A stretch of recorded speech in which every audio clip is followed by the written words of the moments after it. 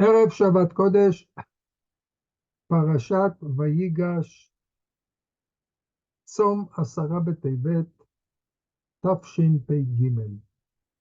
השיעור לעילוי נשמתה טהורה של מרת לאה, בת וירג'ני מהדב, עליה השלום, רוח השם תניחנה בגן עדן, אמן. פרשת ויגש, we read about Yaakov Avinu and his family are getting ready to go down from Eretz Canaan to Egypt. And the Pasuk says that before Yaakov Avinu came to Egypt, he sent Yehuda.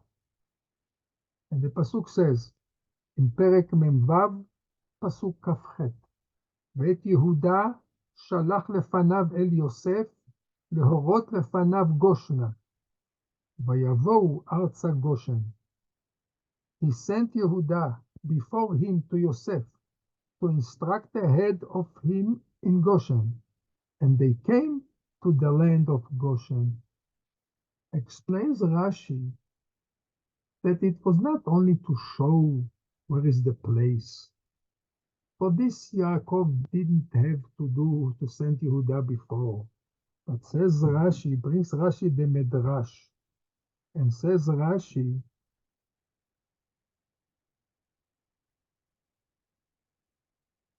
ואת יהודה שלח לפניו אל יוסף להורות לפניו, קודם שיגיע לשם, ומדרש אגדה, להורות לפניו, לתקן לו בית תלמוד, שמשם תצא הוראה. In other words, Yaakov Avinu is sending Yehuda before the whole family is coming to Eretz Goshen to establish a Beit Talmud, to establish a yeshiva in Eretz Goshen. And here comes up the question, what is the rush? What Yaakov Avinu is rush to establish a Beit Talmud, a yeshiva in Goshen? First of all, let him come to Goshen, let him look on the area, and then he will decide where will be the best place to build the yeshiva. What's the rush that he sent Yehuda to build the yeshiva before they are coming, the whole family is coming to be in Eretz Goshen? This was explained by Moshe Mordechai Epstein. He was the Rosh Yeshiva in Yeshivat Hebron that used to learn there. He was the father-in-law of my Rosh Yeshiva, Rabbi Moshe Hebroni. And he explained the idea of what was behind the mind of Yaakov Avinu with the Gemara in Masechet Erachim. The Gemara in Masechet Erachim explains the definition of Ir Choma. You know that there are special halachot to an Ir Choma, which are not like a walled city, which are different than a city that doesn't have a wall. To take one example, for instance, if a person sold a house in a regular city which didn't have a wall, the seller, he can redeem and he can buy the house back within a year, but in Jubilee, the house will go back to him, to the seller. While if somebody sold a house in a city with a wall, Ir Choma, he has also a year to redeem and to rebuy the house back from the buyer, but on Jubilee, the house remains by the buyer and will not go back to the seller. So the Gemara brings there a definition. What is considered an Ir Choma? Says the Gemara, an Ir Choma is a city that first of all, the wall was built and then people came and built their houses within the walls. But if first of all, the city was built and then the people build a wall, this is not considered a walled city. What is the difference between the two? Anyway, the people they're having a wall. The answer is that if people build first of all the wall and then they build the houses, means that the whole reason why the people came to live in this house is only because of the wall. And the wall is the main protection for them. While if people first of all build their houses, it shows that they can live without a wall. The main thing that they want to live in this place. But in order to have an extra protection, they build the wall. But without the wall, also they thought that they can protect themselves. But they wanted an extra protection. While if they build their wall first, this shows that they rely the protection, they rely upon the wall. Therefore, we can understand what was the idea behind the mind of Yaakov Avinu.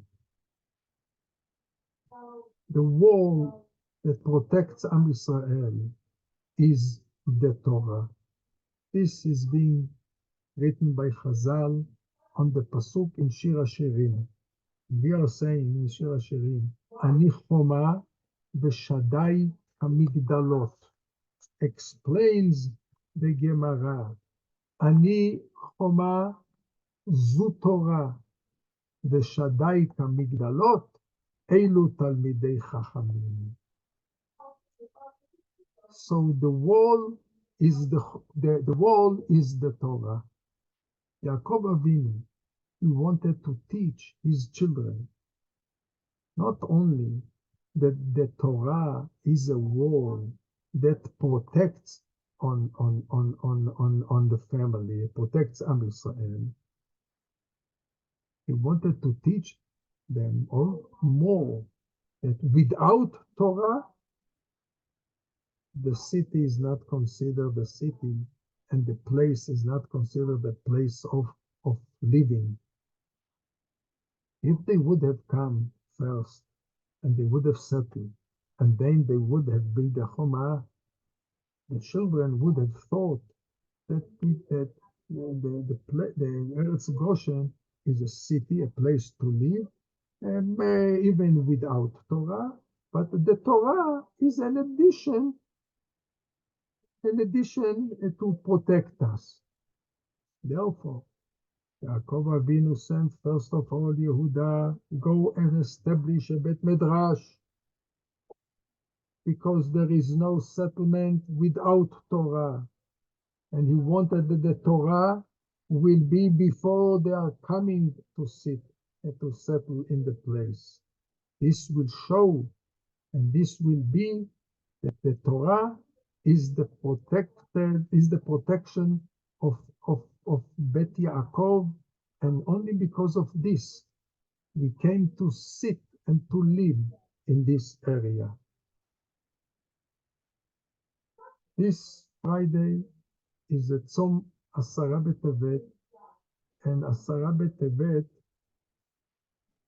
we are not breaking the fast before Shabbat, we are entering to Shabbat while we are fasting, and the first drink that people will drink today will be the wine for Kiddush.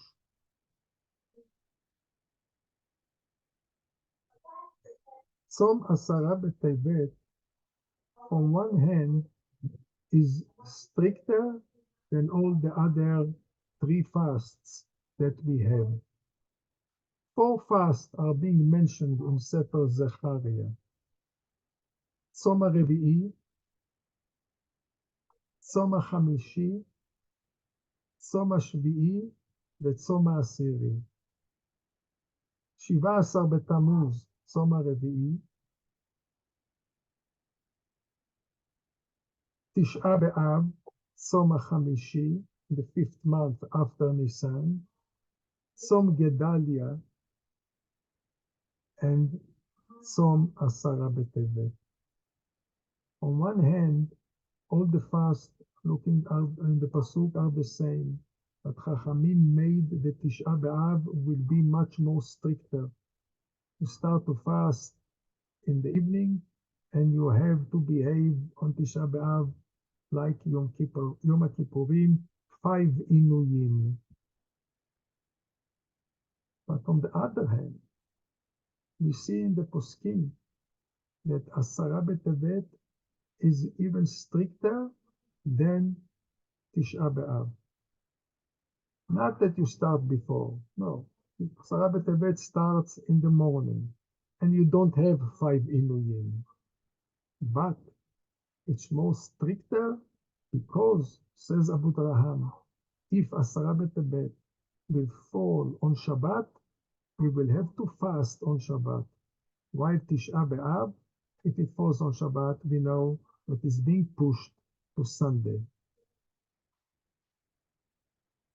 And the question is, why so strict? Explained Abu Raham, because the Pasuk says in Sefer Yechezkel about the siege that the king of Babel made on Yerushalayim, said Borei Olam to Yechezkel, כתוב לך את עצם היום הזה. בעצם היום הזה שמח מלך בבל מצור על ירושלים. So since it's written the word in this pasuk, עצם היום הזה, so Abu Raham made like a hekesh, and he said the same thing that Asara Betevet, it's written over there, עצם היום הזה, and in Yom Kippur also is written עצם היום הזה. Therefore, the same thing that Yom Kippur pushes Shabbat, the same thing Asara Betevet also pushes Shabbat. I must say that a lot of poskim didn't understand how can Abu Raham compare and make the Gzera Shava from Torah to Nevi'im. We don't make such a Gzera Hekesh, and also from where did he took this idea that it pushes Shabbat. A lot of Perushim here. I would like to pick only one, what said the Khatam Sofer. Khatam Sofer says that when in the time that Melech Babel made the siege around Yerushalayim, Beidin Shel Mala gathered, and the prosecutor and the defense were standing there, angels from the prosecutor, angels from the defense, and they were voting what to do.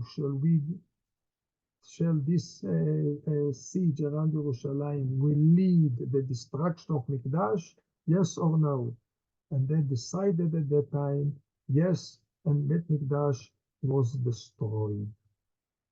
Since then, says the Khatam Sofer, every year on Asara Betevet, again, Beit Din Shel Mala is coming together.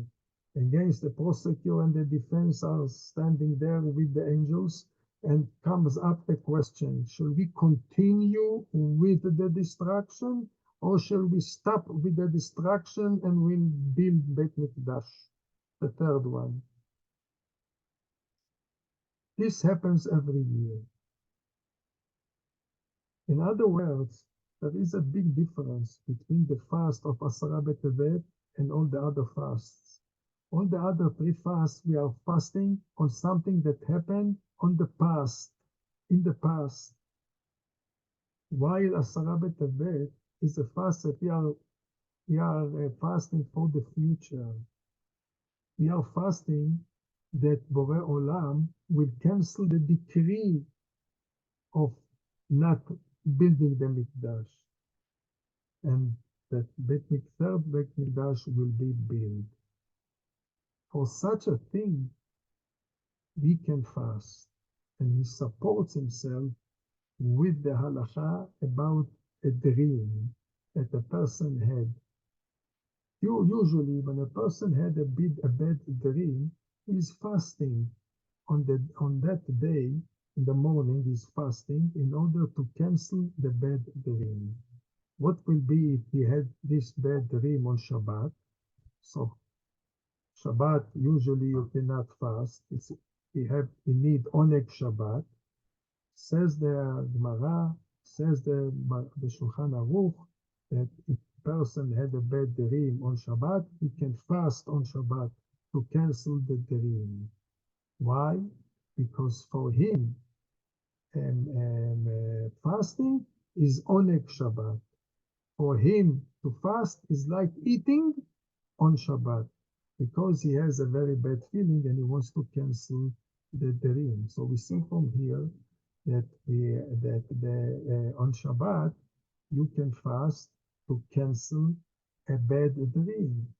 The same thing here, says the Khatam Sofer, we can fast on Shabbat of Asara Betevet to cancel the bad decree of Mikdash not to be built.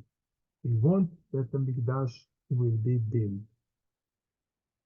Therefore, it has to do something with us also. Even though that usually, according to our calendar, Asara Betevet cannot fall on Shabbat, but on Friday it falls. And since of the strictness of Asara Betevet, we fast on Friday the whole time till Tzeta Kochavim, and we enter even to Shabbat fasting because of this strict and special fast. Let's hope that Bezrat Hashem and this fast will change into a simcha, and we will have only smachot from now on in Am Israel.